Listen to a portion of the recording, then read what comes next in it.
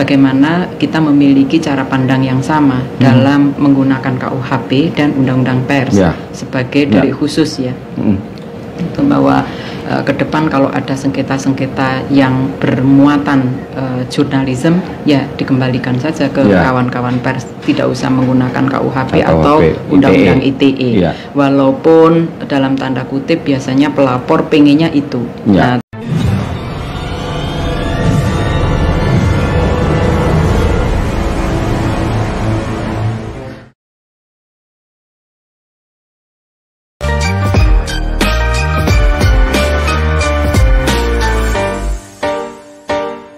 Nah, saya perkenalkan dulu narasumber kita hari ini Ibu Ninik Rahayu, anggota Dewan Pers, Ketua Komisi Penelitian, Pendataan, dan Ratifikasi Pers. Benar, Bu ya?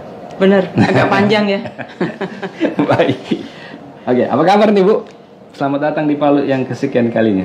Alhamdulillah baik. Dan mungkin kita perlu mengucap syukur kali ya, setelah pandemi yang mulai agak berakhir dan mudah-mudahan berakhir ya. Jadi kita bisa pertemuan offline seperti ini. Dan ini mungkin pertama kali ke Palu setelah 2 tahun kita off ya. Tapi sebelumnya sudah pernah. Sudah rasa kuliner lokalnya, Bu? Oh, sudah lah itu. Bahkan turun dari pesawat langsung. Baik. Bu, agendanya apa nih ke Palu? Agendanya tunggal sih.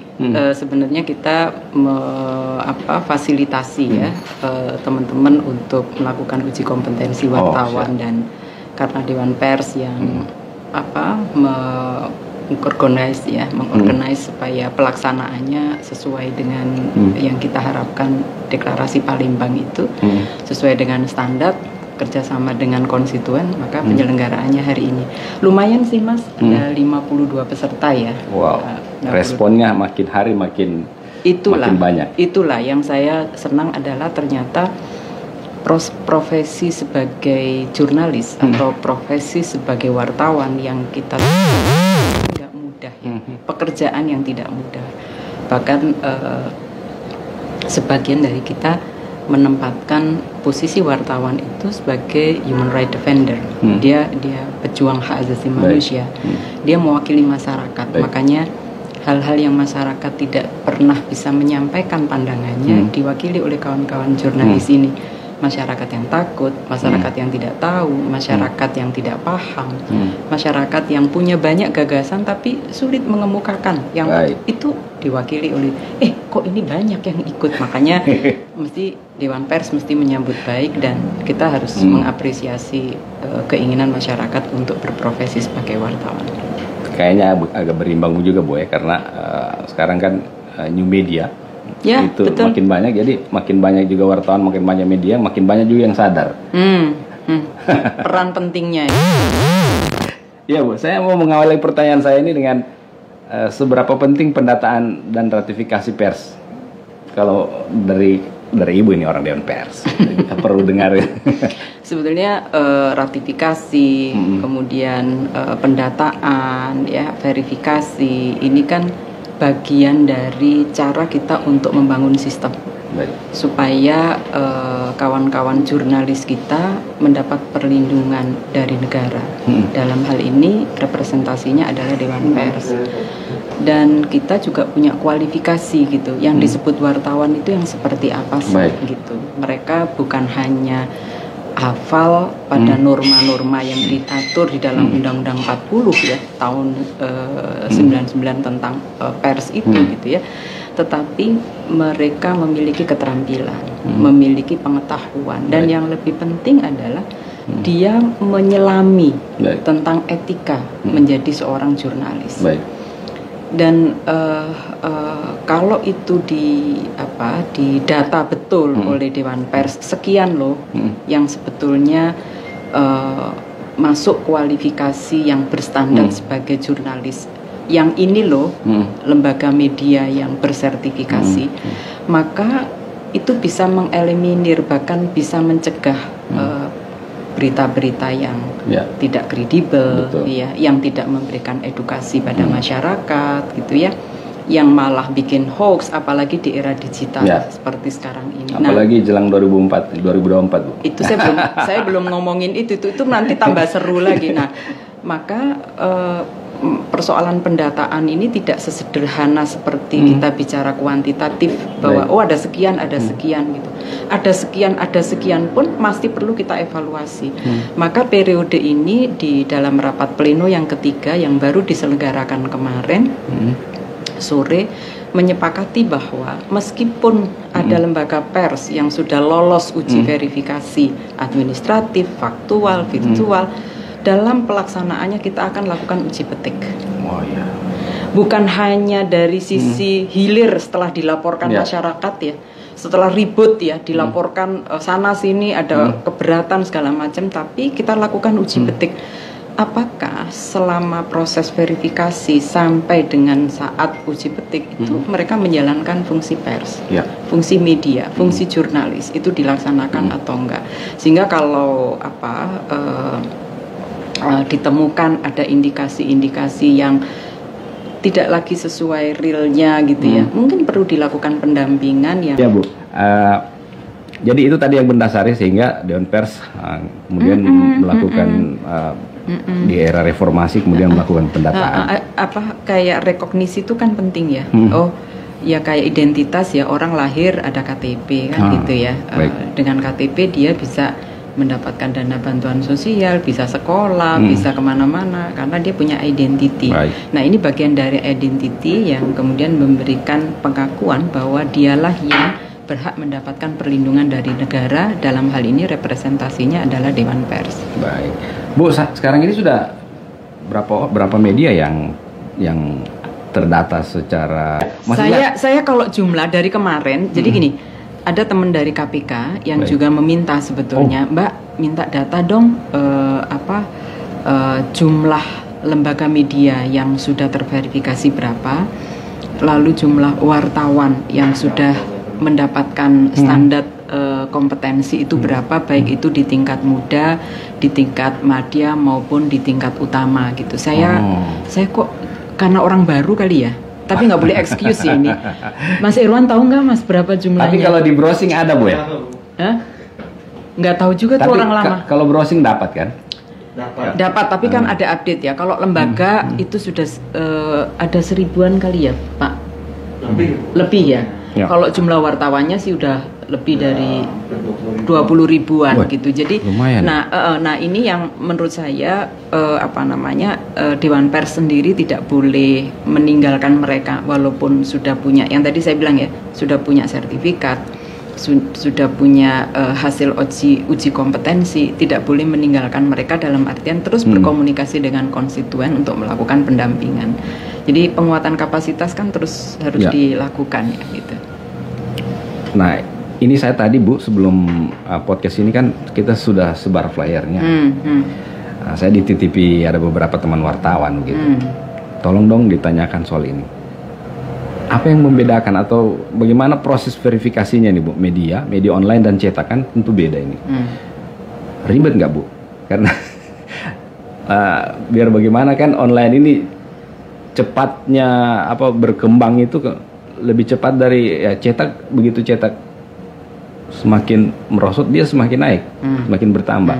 Nah mereka titip pertanyaan, proses verifikasi itu apa saja yang disiapkan khususnya untuk teman-teman di online? Sebenarnya Mas, Dewan Pers juga sudah mengeluarkan pedoman ya untuk media siber ini. Ada beberapa kualifikasi yang harus dipenuhi dan itu dikeluarkan tahun 2019 soal pedoman siber ini. Prosesnya sebetulnya secara administratif sih sama ya, dia harus tetap berbadan hukum ya. Lalu minimal di lembaga itu punya reporter, punya admin, punya editor, punya pimret juga kayak gitu ya. Dan dalam aktivitasnya begitu ya, tidak boleh ditinggalkan peran daripada pimret ya untuk melakukan uji. Kalau online itu kan hari ini ditulis dalam sekian detik begitu dia udah muncul ya. Sehingga kalau misalnya ada kekeliruan, ya gunakan saja seperti aturannya. Ada hak jawab, ada hak klarifikasi dan lainnya gitu. Dan itu penting sekali. Poin yang ingin saya sampaikan buat kawan-kawan, terutama pada masyarakat ya, dan juga pemerintah, nggak usah baper. Kalau maaf ya, kalimatnya kenapa jadi baper ya? Maksud saya begini, aparat penegak hukum, pemerintah, ya, TNI, Polri, kalau misalnya dalam salah satu pemberitaan yang dilakukan oleh kawan-kawan jurnalis ada kesalahan, tulisan, sumber, dan meskipun kita tahu ya kalau news itu mesti ada klarifikasi, ada proses verifikasi dan lainnya. Kalau itu tidak dilakukan, emang salah sih, ya kan? Itu beda dengan konten kan. Betul. Nah, kalaupun ada kesalahan seperti itu, gunakan model penyelesaian sesuai dengan Undang-Undang Pers. Betul. Ya udah dikembalikan jangan ini sebagai dikit-dikit gugat. Itu dia sudah. Jadi selesaikanlah ini dengan alurnya. Ya udah ini sengketa pers. Dilakukan musyawarah, dilakukan dengan mediasi, begitu ya. Ya mudah-mudahan kelar sampai di situ, karena ya tadi loh, ini punya fungsi untuk melakukan kontrol, gagasan-gagasan, analisis. Di satu sisi harus diakui, kadang-kadang narasumber juga sulit dihubungi, dan di pedoman pers itu pasal 6, kalau misalnya pihak narasumber sulit dihubungi, sulit diajak klarifikasi gitu ya, padahal berita ini untuk kepentingan publik, share. Walaupun nanti saya selalu pesan ke kawan-kawan, jangan lupa di bawahnya ditulis ya, ini belum diklarifikasi gitu. Nah nanti kalau ada klarifikasi, lalu dibuatkan link update-nya, dan dilinkkan dengan berita yang lama. Jadi maksud saya alur penyelesaian kalau misalnya ada masalah ya di era reformasi ini, gunakan standar penyelesaian melalui sengketa pers.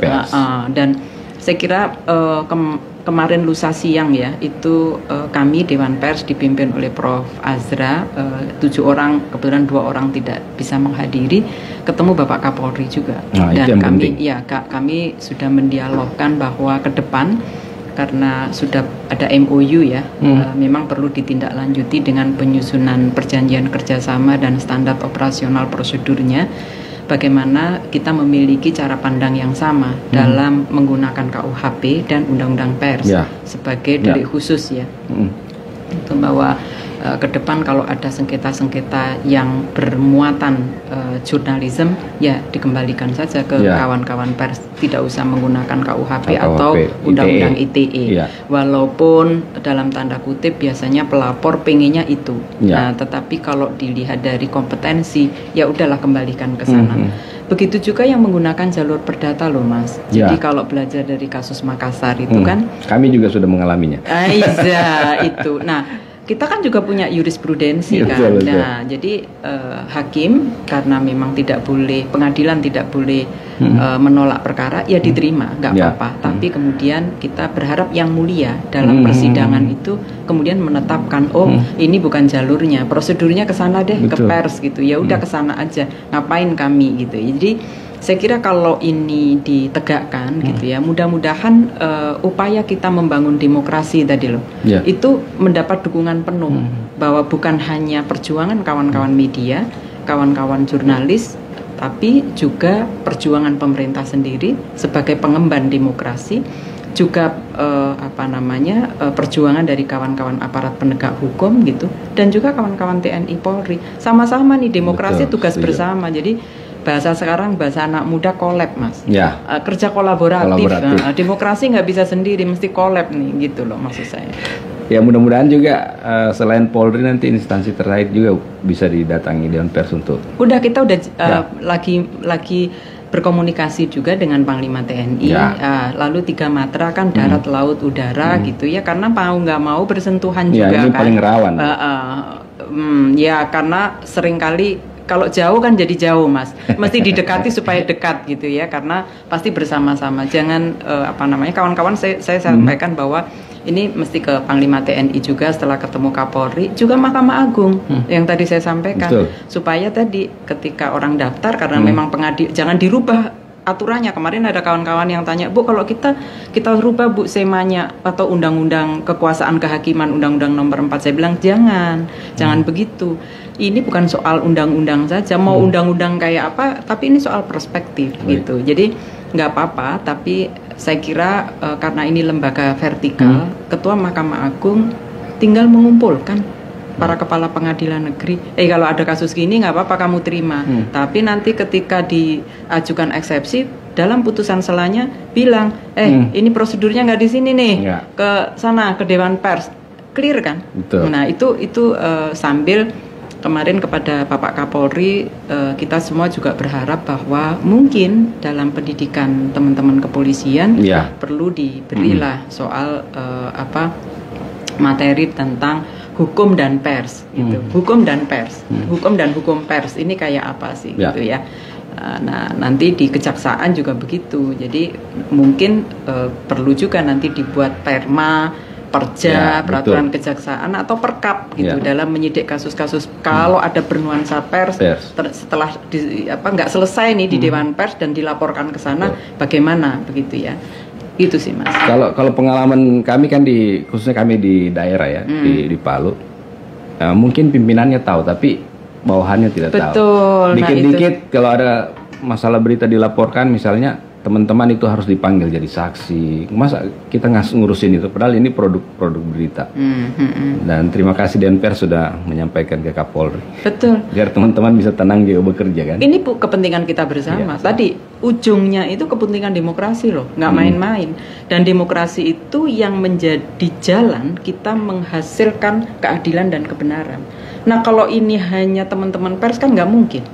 Ini juga harus menjadi kepentingan pemerintah, harus menjadi kepentingan aparat penegak hukum, bahkan oleh kawan-kawan TNI Polri, gitu. Jadi TNI juga gitu di situ, gitu. Jadi karena dan masyarakat juga harus terus melakukan upaya ya untuk masyarakat dalam maksud saya bukan hanya masyarakat biasa, tapi insan pers, jurnalis jangan main-main juga gitu. Betul, jadi misalnya harus sesuai kan kita juga tahu kan diam-diam ada yang mau coba-coba nih, udah dikasih tahu bahwa yang melaksanakan uji kompetensi itu adalah fasilitasi dari Dewan Pers. Tapi kan sekarang ada yang mau buka-buka baru, bikin juga uji kompetensi. Ada Dewan Pers tandingan. Ya jelas nanti nggak akan mendapatkan rekognisi, nggak akan ada pengakuan, nggak akan ada perlindungan dari negara yang representasinya adalah Dewan Pers. Lalu ada juga yang udah mendapatkan sertifikat Pratama atau Madya atau ini tapi main-main juga dalam pelaksanaannya. Kita juga sama-sama lah. Nah itu juga sama-sama lah gitu. Atau lembaga media tapi nggak independen. Nah itu juga mesti sama-sama. Makanya nggak bisa kerja sendiri tadi saya bilang. Luar biasa nih Bu informasi yang dibagi ke kita. Saya mau bertanya yang terbaru nih Bu. Ada kami di share soal edaran Dewan Pers. Jangan menggunakan logo Dewan Pers berdampingan dengan logo medianya atau biasanya kan ditempelkan di itu. Kenapa dikeluarkan logo itu? Karena sempat kami juga jadi bahan diskusi itu kemarin. Jadi, padahal kami sudah terverifikasi misalnya. Iya ya. Jadi begini, kan kita ini mesti memahami konteks ya Mas, memahami konteksnya. Sering logo ini lalu disalahgunakan. Oh iya. Jadi tahulah ya konteks acaranya apa yang tidak ada keterlibatan Dewan Pers di situ, lalu seakan-akan itu penyelenggaranya adalah Dewan Pers. Iya, jadi masyarakat itu sekarang kan bukan hanya narasi ya, narasi itu kan bisa diwakili oleh gambar. Nah kalau di situ lalu ada logonya Dewan Pers berjajar begitu, memberi kesan. Memberi kesan seakan-akan bahwa itu penyelenggaranya adalah Dewan Pers, padahal tidak ada di situ. Maka buat masyarakat yang awam itu jadi kayak kalau dalam pemberitaan itu clickbait itu loh, antara judul dan isinya nggak sama, antara gambar dan isinya nggak nyambung. Nah makanya kita minta supaya kita semua juga berhati-hati gitu. Itu aja sih. Jangan sampai juga Dewan Persnya juga diseret-seret kemana gitu ya. Apalagi bawa-bawa proposal ya. Nice, itu dia. Karena begini, belajar dari kasus Sampang ya. Saya kami semua Dewan Pers memberikan penghargaan, terus terang memberikan apresiasi kepada Kapolres yang memiliki keberanian untuk menolak melakukan wawancara atau apapun di luar mereka yang yang videonya viral itu dia. Mantap. Nah, sebab kalau enggak yang tadi itu lalu apa fungsinya kita membuat standar segala macam kalau semua kemudian. Dan terus terang Mas, beberapa kasus yang muncul yang dilaporkan kepada kami yang kemudian pemerintah mengalami keberatan, ternyata mereka juga belum terverifikasi gitu. Wartawannya juga belum ikut uji kompetensi. Nah, kalau kayak gitu ya sudahlah gitu. Ya.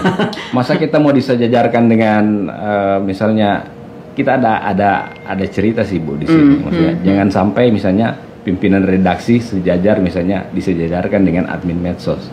Kita ini kan terverifikasi. Nah, teman-teman admin itu terverifikasinya dari mana? Betul. Jadi memang saya setuju Bu bilang ini harus ada aturan, harus ada standar begitu. Tadi loh Mas, sorry, aku motong. Jadi saya tadi kan ngelihat mereka diuji di UKW ini. Tingkatnya masih muda loh. Itu aja susahnya setengah mati loh. Saya bilang wah gila nih. Ini sekolah banget nih saya bilang gitu ya. Maksudnya gini, dari situ saya kemudian melihat bahwa betapa ini penting gitu. Karena kalau betapa urgensinya Dewan Pers memfasilitasi ini, karena tadi yang dicapai itu adalah demokrasi. Kalau demokrasinya diacak-acak kita semua kan nggak mau Mas. Betul. Gitu. Padahal pers ini paling di depan loh. Kadang-kadang maaf nih, masyarakat belum tahu apa-apa. Bahkan fungsi-fungsi yang dimainkan oleh lembaga pengawas belum tahu apa-apa. Saya selalu bilang gitu. Saya kan pernah di Ombudsman 1 periode. Saya pernah di Komnas Perempuan 2 periode. Di lembaga HAM lah ya. Dan saya juga aktif di berbagai organisasi kemasyarakatan yang punya fungsi melakukan pengawasan. Kita belum tahu, media udah keluar loh. Itu kan punya indera ke-9 kali. Nah, kalau misalnya informasi yang diberikan itu tidak educated kepada publik gitu isinya ternyata hoax dan kita bisa bayangkan gimana carut marutnya, maka uji kompetensi ini menjadi sangat-sangat penting. Saya juga sudah mengikuti uji kompetensi dan ya lumayan lah Bu. Maksudnya ujiannya itu kan mirip-mirip ujian skripsi lah. Emang tadi saya lihat udah ada uji tulisnya, ada kayak FGD-nya. Saya lihat, saya kan memang pengen tahu karena saya terus terang newcomer ya di Dewan Pers dan saya bukan orang media, maka saya sampaikan ke pimpinan yang lain. Saya mau ngikutin ini benar-benar ikut, mau melihat gitu ya gimana prosesnya. Saya supaya bisa menyelami juga gitu dan ternyata emang nggak mudah gitu. Jadi kalau mau ada yang cross cutting tiba-tiba mendeklarasikan, saya wartawan nih, udah senior karena usia tapi bukan kompetensi ya maaf gitu loh. Makanya saya dan beberapa teman-teman yang sudah ikut UKJ itu kita protes kalau misalnya kita mau disejajarkan dengan yang tidak berkompeten itu, wah Bu nggak bisa dong kita tiba-tiba direktur dari salah satu podcast gitu ya. Jadi kalau kita mau disejajarkan dengan orang yang tidak mengikuti proses bagaimana kita mengikuti ujian itu betul-betul memang wah ini kalah kita nih ujian skripsi kayak gini. Ya jadi saya setuju itu yang Ibu bilang wah memang ini harus berkompeten memang. Dan ini tantangan besar juga bagi teman-teman Dewan Pers ya. Kami sekarang ini memang sedang mendiskusikan juga. Ini kan banyak juga Mas podcast yang terus terang punya followers yang jutaan begitu ya. Tapi sebetulnya dia melakukan fungsi penyiaran. Ya kan ada dialog begini, tapi nggak ada lembaga yang menaungi. Ya betul, bebas sekali. Nah sayangnya itu juga dilakukan oleh pemimpin-pemimpin pemerintahan pada bikin podcast juga kan. Nah ini terus terang ini PR buat kami, PR. Saya dan kawan-kawan lagi memikirkan apa ya cara yang terbaik gitu ya. Secara kompetensi, secara activity dia diterima masyarakat, terbukti salah satunya melalui followers ya, meskipun juga banyak yang hack mereka ya. Tapi secara organisasi begitu ya, dia bukan lembaga yang dinaungi gitu, karena nggak punya izin juga sesuai standar lembaga pers, tapi dia menyiarkan berita, mengundang narasumber untuk diwawancarai, dan di situ banyak gagasan, banyak ini, dan kita tahu ini semakin banjir gitu. Nah ini ya perlulah Dewan Pers turun kalau dalam konteks kayak begini, mesti dirapiin juga gitu. Harus diatur juga. Karena kalau tidak buka bablasan lagi. Betul. Nanti ujungnya pengaduan kan. Kayak ada konten yang tiba-tiba di take down karena cuma mau kejar ini, akhirnya dikomplain masyarakat luas kan. Setelah dikomplain luas baru diturunin. Tapi untungnya teman-teman jurnalis punya podcast itu Bu, selalu melalui real jurnalis. Iya, nah kan beda Mas, beda dong. Beda. Nah, itu yang harus didorong, saya setuju itu. Baik Bu, terima kasih waktunya Bu. Sama-sama. Tapi di akhir ini saya ingin Ibu menyampaikan semacam apalah kalau kerennya itu closing statement ya. Buat pegangan lah buat kami di daerah begitu. Karena jarang-jarang mungkin Bu kita dapat narasumber seperti Ibu ini di daerah. Apa yang mau disampaikan? Ya, saya barangkali begini ya, karena ini era keterbukaan informasi publik ya. Maka setiap warga masyarakat itu punya hak untuk menyampaikan pandangan dan gagasannya. Pandangan dan gagasan yang baik adalah disalurkan melalui teman-teman jurnalis. Jadi lagi-lagi jangan takut jadi masyarakat. Kalau melihat, mengetahui ada hal-hal yang penting untuk diketahui oleh publik lebih banyak, perlu ditindaklanjuti apalagi oleh aparat pemerintah sebagai pemangku kepentingan, sampaikan kepada kawan-kawan jurnalis. Jangan takut. Sekarang nggak ada boleh lagi masyarakat takut. Ini era keterbukaan. Yang kedua, teman-teman jurnalis yang sudah melakukan punya lisensi gitu ya, harus dijaga kredibilitasnya, harus dijaga kode etik yang sudah menaungi ya. Dan kalau misalnya ada upaya intimidasi, ada upaya melakukan kekerasan pada kawan-kawan jurnalis, padahal mereka punya hak untuk perlindungan, jangan segan-segan untuk melapor kepada kami. Mudah-mudahan Dewan Pers bisa hadir untuk mereka. Dan yang ketiga, ini mungkin seperti yang tadi saya sampaikan. Kita punya cita-cita membangun demokrasi untuk mewujudkan kesejahteraan dan keamanan. Oleh karena itu, teman-teman jurnalis perlu mendapatkan dukungan dari pemerintah, dari aparat penegak hukum, dan juga TNI, teman-teman TNI. Karena ini kerja kolaboratif, 3 pilar ya, bagian dari stakeholder yang memajukan demokrasi. Itu saja. Baik. Semangat, yang penting semangat. Asik nih, saya pengennya lebih lama sih podcastnya, tapi Ibu pasti masih punya agenda ini. Terima kasih. Teman-teman masih menunggu di sana uji kompetensi. Terima kasih sudah hadir di Palu Bu, dan terima kasih sudah mau menghadiri siaran podcast kita. Sama-sama. Next time kalau ada waktu dan kesempatan kita bisa sekali. Nanti kita bisa lagi. pakai agenda apalah pakai Instagram atau Facebook yang rutin gitu sebulan sekali atau apa dengan senang. Oke. Sahabat podcast, terima kasih kebersamaan Anda. Saya kira cukup, nanti kita... Makasih ya, kalau ada salah-salah mohon dimaafkan, jangan dilaporkan. Dikit-dikit lapor. Baik, saya Roni Sadi pamit, terima kasih atas kebersamaannya. Sampai baku dapur lagi di program berikutnya. Assalamualaikum warahmatullahi wabarakatuh. Selamat Waalaikumsalam siang. warahmatullahi wabarakatuh. Selamat siang.